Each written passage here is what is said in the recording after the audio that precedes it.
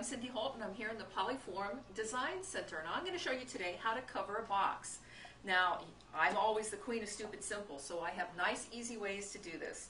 The first thing that I will always caution you to do is put your lid on and mark where the lid meets the bottom. Just take a pencil and run it around the edge there so you know where to put your clay when you do the bottom. It'll meet nicely when you add them on. Now, I've pre-stamped this clay, and I stamp my clay by putting it on a sheet of paper, spraying a little water on the stamp, and putting it on the floor and stepping on it. That way I get a nice clean stamp. I've cut a straight edge on here. I'm going to take my lid here and put a little glue on, and this is just white glue and a foam brush. Make sure that you get the whole thing covered with glue.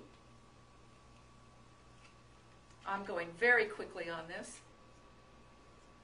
There we go.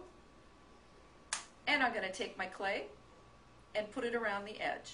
Now I'm trying to keep my straight edge even on the top, but we can trim it afterwards if we need to. Oh, look, I have just enough clay. That's the magic of clay. It just does this for you. It's amazing. Okay, now I'll take my blade, push it in where the box lid is, and just slide it around. Nice and easy. There we go.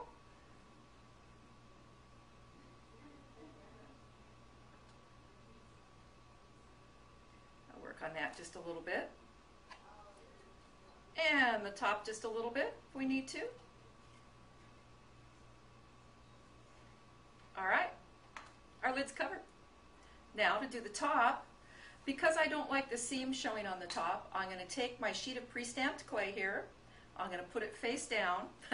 Remember to put it face down. I've done it the other way a couple of times. What a surprise when you pick it up. You want to cover this completely with glue. I'm not getting the glue all the way on there. I'm going to put it face down. Then I'm going to take my craft blade and just run around the edge.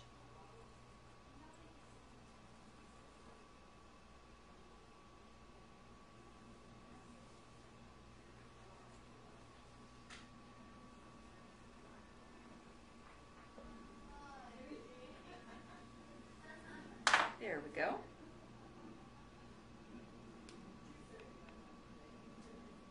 I'm just going to clean up my edges here a little bit.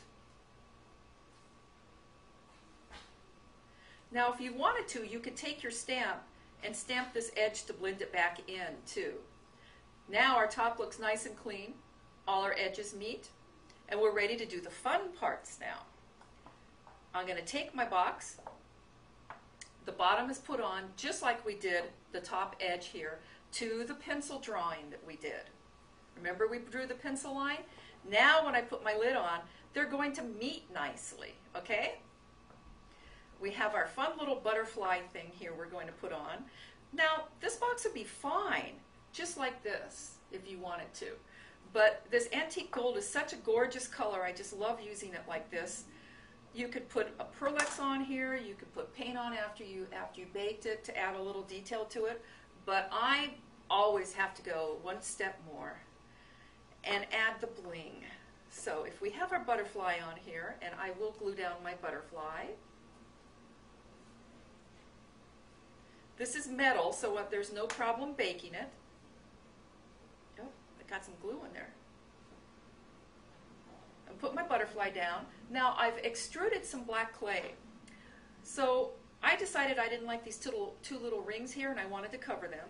So we're going to take the piece of clay and bring it over the edge here to the very edge, just like that.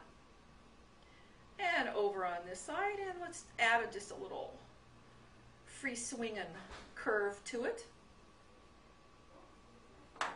Perfect. And I have some crystals here. These are bakeable crystals, so they work really well.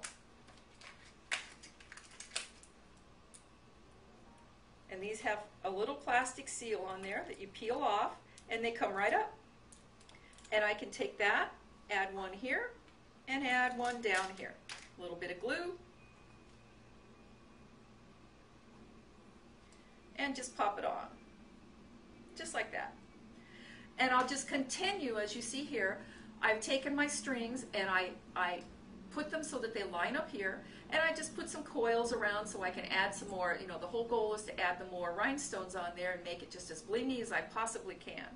Once you have that, bake the whole thing with the lid in place, and you're perfect. You're ready to go.